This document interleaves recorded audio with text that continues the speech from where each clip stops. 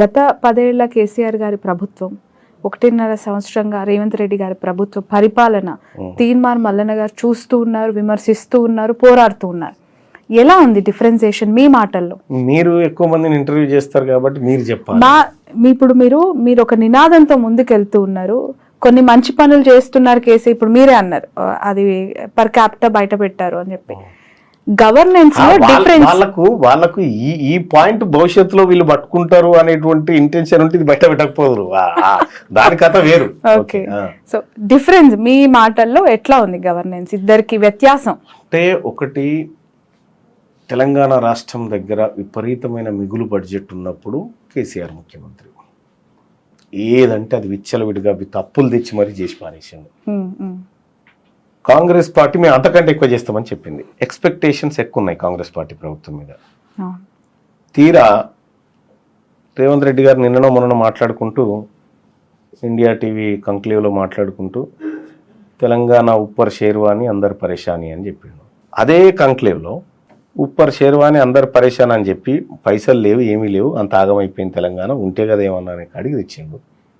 మళ్ళీ ఏమంటాడు, Olympic games హైదరాబాద్లో నిర్వహిస్తామంటాడు. మన తన గిల్లి దండ ఆడడానికే డబ్బులు లేవు, ఒలింపిక్ గేమ్స్ ఆడిపిస్తాయి అని చెప్తాడు. మిస్ యూనివర్స్ అదే పెడుతున్నాం, ఇది పెట్టడా అంటారు.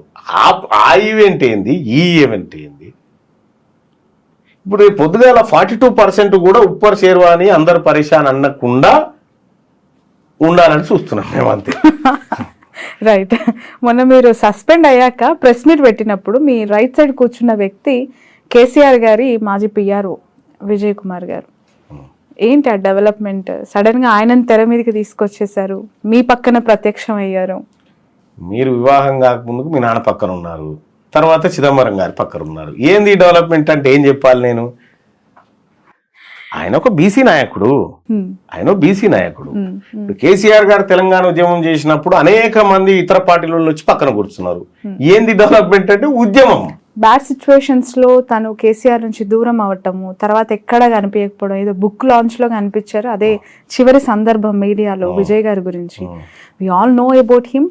మీరు ఆయనని బయటకు తీసుకొచ్చి మీ పక్కన కూర్చోబెట్టుకోవడం అనేది చాలా విషయం. ఏంటంటే అతనికున్న నాలెడ్జ్, అతనికున్న బీసీల పట్ల ఉన్న ప్రేమ, అతనికున్న కమిట్మెంట్ ఈ ఉద్యమానికి అవసరమని భావిస్తా ఉన్నాము,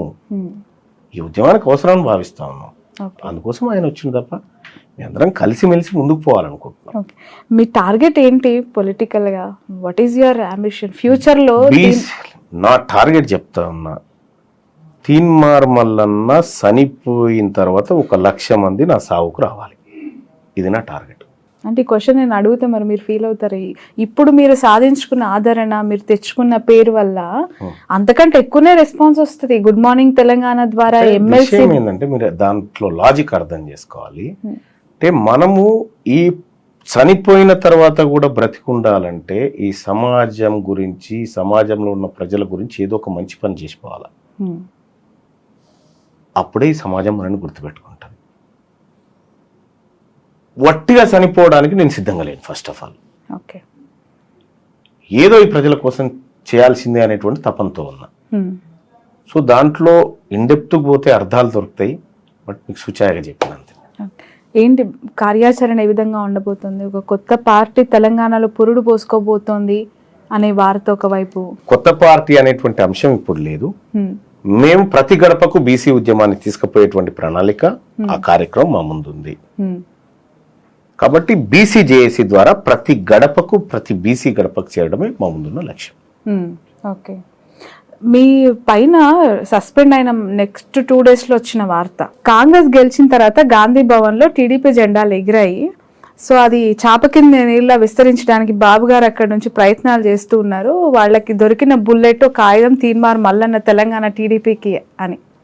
నేను ఇక్కడ పడిపోయిన బుల్లెట్ను కాదు ఫస్ట్ దొరకడానికి. రెండోది ఏంటంటే, మాకు మా శరీరాలను మీ పార్టీల అభివృద్ధి కోసమో మీ వ్యక్తిగత అభివృద్ధుల కోసమో పనంగా పెట్టడానికి సిద్ధంగా లేము. 70 సంవత్సరాలు పెట్టిన కాడికి చాలిగా మీ అవసరాల కోసం మేము పనిచేయము. మా ప్రజల అవసరాల కోసం పనిచేస్తాం. బీసీ నినాదంతో ముందుకెళ్తున్న మీకు గతంలో చాలా మంది ముఖ్యమంత్రులు మన తెలుగు రాష్ట్రాల్లో పనిచేశారు. రాజశేఖర రెడ్డి, జగన్మోహన్ రెడ్డి, చంద్రబాబు నాయుడు గారు, కేసీఆర్ గారు, ఇప్పుడు రేవంత్ రెడ్డి గారు. కొద్దో గొప్ప బీసీల పట్ల కన్సర్న్ ఉన్నవాళ్ళు, కొద్దిగా మంచి పని చేస్తారు అన్నవాళ్ళు మీకు ఎవరైనా ఉన్నారా ఈ లిస్టులో? లేరమ్మా, ఎవరు లేదు. తిలా పాపం తలా పిడికెడు, ఉమ్, అందరూ ఈ వర్గాలను మోసం చేసిన వాళ్ళే.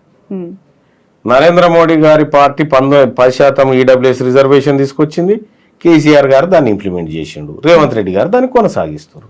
ఉమ్. జరిగిందంత ఇదే. Okay, so final question before conclude. మీరు సస్పెండ్ అయ్యారు, మీ కార్యాచరణతో ముందుకెళ్తున్నారు.